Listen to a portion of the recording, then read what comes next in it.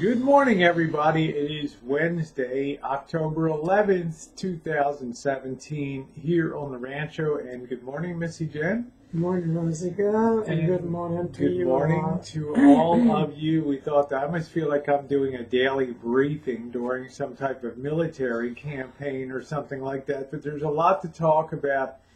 Again, we need to thank people because there's no chance we can respond to all the cell messages that are coming in, Facebook messages, Instagram posts, Facebook posts.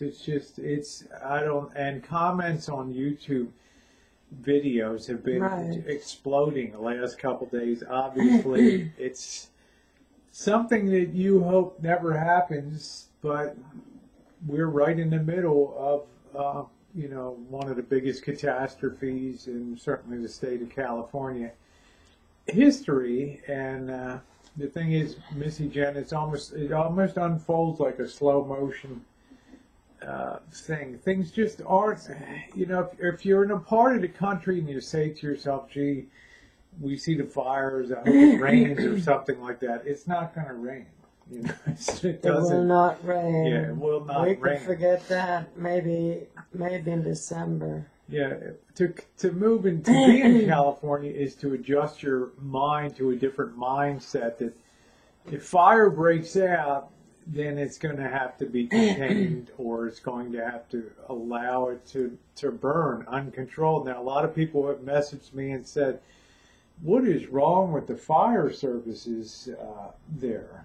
But the thing you have to understand, Missy Jen, is they're stretched thin, right? They're stretched so thin that they really have to be selective about where they are going to be sending personnel and trucks and everything. And literally pinpoint them out. And then also the coordinators are not on location. The coordinators are usually elsewhere. I don't know where they're at, but it's a lot of involvement here. And you have to remember when this firestorm first hit overnight from the 8th to the 9th of October, as I've said before, the winds weren't expected to be as strong as they were, and it just effectively acted like a blowtorch blowing from east to west, and it effectively blew the head of the flame right into Santa Rosa, right into the heart of Santa Rosa. And the Santa Rosa Fire Department it's a big size city here. It's almost 200,000 people here. It's a big city, but they just the line crumpled within an hour. That was it. I mean, there was hundreds of fires all over Santa Rosa that were burning, and there was no way to coordinate.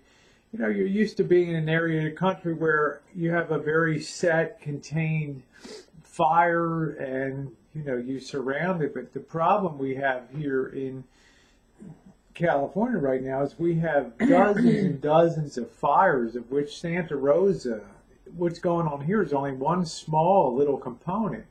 So, you have Mendocino County that's ablaze up there. The little town of Willits has lost its power. Its lines have melted. It has no communication, no internet, no anything. You look down at the Atlas fires down around where the boss and Janet live down that way. And Southern California has its own issues that it's dealing with. So, there's now, when Missy Jen and I were out today, we're seeing fire companies from Salinas, 100 miles to the south of us. We're seeing cops from Merced County, San Francisco, San Mateo, down from Silicon Valley. I mean, this is drawing in people from everywhere. So obviously things aren't going to be as initially coordinated, but it's a horrific event. Now, we do have tomorrow's a one-day reprieve for us. We've got one day. The fires this afternoon, the wind shifted, and the wind blew the fires, smoke to the north and to the west in a northwesterly direction, and it cleared out our skies for the first time in days. And it's going to remain like that until tomorrow, through tomorrow. And then Thursday, the winds are going to shift back towards our direction again. So they really have less than 24 hours now to really make hay here. When the fire sort of reverses on itself, it's a little easier to fight. It tries to go, it doesn't like to go downhill. It likes to go uphill and be driven. So we're keeping our fingers crossed that when the next shift occurs, and it could be 30 to 35 mile an hour winds coming in, that maybe we get spared, because unfortunately the next one is due east of where we are. And if the winds whip it our way, unfortunately, we're definitely the rancho's definitely in the line of fire for that. So this is the thing. Just if you're going to keep the good thoughts and prayers and things like that, is Thursday, the day that we're kind of dreading in town. It's devastating. A lot of people have commented and questioned, and how are you getting the videos? You seem to be almost alone in these places that you're going to. Well, the reality is that, you have to walk in. And today we have to, not only did we have to walk into that tragic Journeys and mobile home park, which just devastated Missy Jen and I. And yes, I do worry a little bit about the traumatic stress, seeing the things that we're seeing over the last couple days, the horrors that we're witnessing, to just walk into that park today and see effectively 4 football field size mobile home park just literally just leveled to nothing. As if there was a nuclear bomb. It looked like Hiroshima there, and things are still smoking.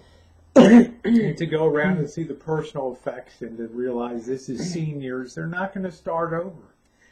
They're not going to get a chance to start over. A lot of these seniors, unfortunately, they're going to die of heartbreak and just have no housing and things to go to. Other people have asked about, why don't the trees seem to burn? Well, you got to remember that a lot of places around are used to wildfires, people after generations, so they have plantings that are a little more fire resistant, things like this. So that's the reason a lot of trees are very slow to burn, and they're not dry wood. So unlike some of these mobile home parks, once the fire gets in there, then it's, things are so hot on the outside, the flames don't even have to reach on the inside.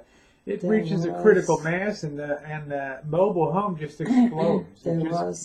Just to take, for example, the car was parked under the tree.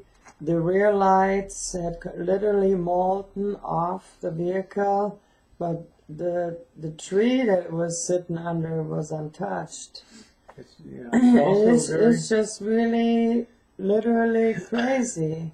Yeah, it's like you can have a really tight seal on your mobile home, and just the temperature reaches, that critical mass where things inside just burst into flames and the windows go out, and it just moves down.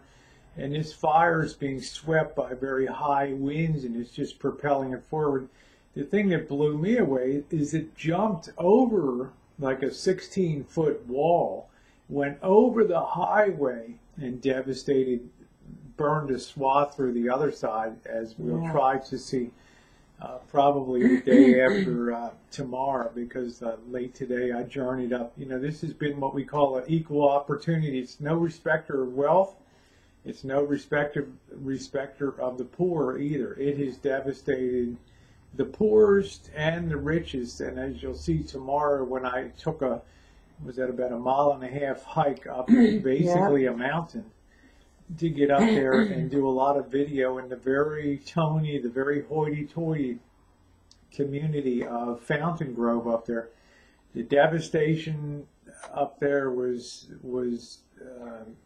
I can't even relay what you're going to see tomorrow on that. And the people that insist on living on the high hills, the real fashionable real estate with the beautiful views down the hill, they paid a tremendous price for that, and hotels and other things that have gone up in smoke. So I guess the bottom line is it's is really the first time in California history, Jen, that I can think of, except maybe the Oakland Hills fire in 1988 that got out of control and swept up the hills, and you had that same sort of traffic situation where the fire trucks were trying to get up into the hills and the people were evacuating, trying to come down. And there was no service at all able to be rendered in that situation. Actually, the gentleman that worked for CAL FIRE for 30 years as the leading officer and is now retired, has never seen any fire of this magnitude or disaster fire related of this magnitude in his 30-year career ever. So, so this is the biggest fire and event. the heat of it is just intense. This is something I brought out today. This is not a work of art. This is actually a piece of molten guardrail that melted that I picked up off the side as I hiked up the hill to Fountain Grove today. Devastating up there, but I think what makes this terrible is it's such a densely populated urban area, and it's very rare that a wildfire makes its way right into the heart of the city with people living packed so close together, because real estate's so expensive here that these mobile home parks are probably triple the density that they normally would be elsewhere. So these people don't have a chance with their homes and things. So that's the bottom line for us. Yeah, it's stressful. Yeah, we're not out of the woodworks yet. We have still Thursday and then Thursday to go, and then we'll see how they are now actively started actually today actively to firefight. And so hopefully in the next day they will actually hopefully put a dent into the firefight. So then by Thursday we will be able to see what our situation will be. Yeah, Thursday we hope enough ground has been taken back that when the wind does shift, we'll be in good shape. The problem is there's thousands of active, we see them everywhere, Miss Jen, smoke on the ground everywhere. There are now 14 fires. I'm talking about the little ones in town here. When you guys see the videos and you see smoldering little things on the road, guardrails that are still, well, my fear is unless those are quenched with water, when the wind comes through again, then they blow on that, ignites. They reignite that. So that's my biggest fear. There's so much stuff that, we're talking about probably 500,000 to 1 million little fires around town and in different places, and there's, they have to quench those things or else they're going to start up again. I actually seen it when you walked up the hill, and I looked across where the bridge is, the overpass of 101. Started to flame. It started to smolder and smolder, and the fire truck had to come, and they worked on that for 30 minutes to put that out again. And so this is their kind of our it's hump a battle. Is Thursday. So yes, to get the videos, a lot of people have appreciated the videos, and thank you very much. It takes a heroic effort to get into some of these areas. I mean, you can't drive into these areas, and a lot of these places demand a significant hike. I don't have a press pass, so like this afternoon I had to go 1.5 miles hike, and but it was worth it to get the video and bring back the things that you'll see in tomorrow's, and then Missy, Jen, and I will see what tomorrow will bring us. We've got everything ready to roll out of here if we need be in a flash now. We are so prepared if we have to go that I don't look back. I don't worry. I just move forward, and that's the way we go. So your thoughts, your prayers, please don't think because I'm unable to respond to it's just overwhelming. Please don't think that I don't care about your caring, because both Missy, Jen, and I are very grateful for your love and support and your best wishes I wouldn't wish this on any community in the United States, but I'll tell you what, we're lucky we got such great friends and great Yes. subscribers on YouTube, because we don't feel like we're alone here.